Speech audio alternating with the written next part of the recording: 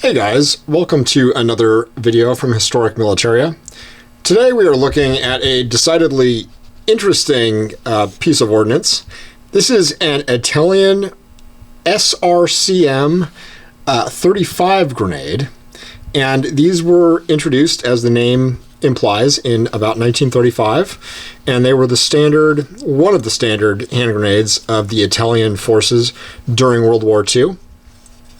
And they were actually nicknamed the Red Devil, obviously because of the color, but also because they were a little bit, shall we just say, temperamental in when they decided to go off.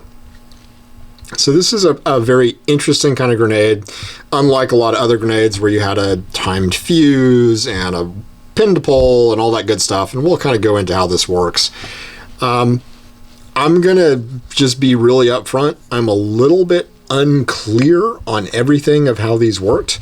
I don't get a chance to handle many examples of these because they are fairly uncommon, but this is an actual World War II one. You can tell that by the red, very characteristic red, which would mean high explosive. Obviously it's an inert hand grenade now, so we don't have to worry about that. But originally you'd have a rubber pad right here, and so you would flip that, and that action would actually push this brass tab in and allow this ring, or this handle here, to fly up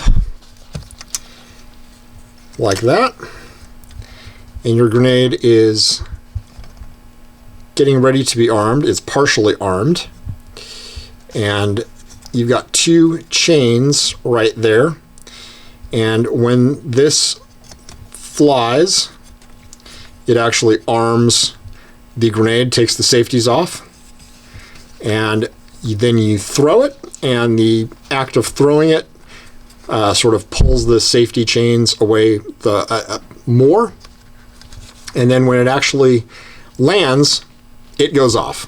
It is an impact grenade. It is not a timed fuse like pretty much every other grenade from World War II. So if it landed on ground that was soft, or it was a dud, you basically had a live grenade sitting there like a ticking time bomb. And the British soldiers who found these on the battlefield were pretty careful with them, because any kind of disturbance could make them go off after the fact, could finish the arming process, and they would blow, which probably not the best thing if you're handling one of these. So they were, as I said, very temperamental, but very interesting grenades. The Italians did use them all the way through World War II, and then they used variants of this well into the 1980s as well. Obviously improved designs. They used a couple other grenades as well during World War II, but this was the primary one. This one is actually marked here, just with basic Italian that I am not super good at translating. I know that is, well, it says Society. I don't speak Italian, so I really can't tell you exactly what that means.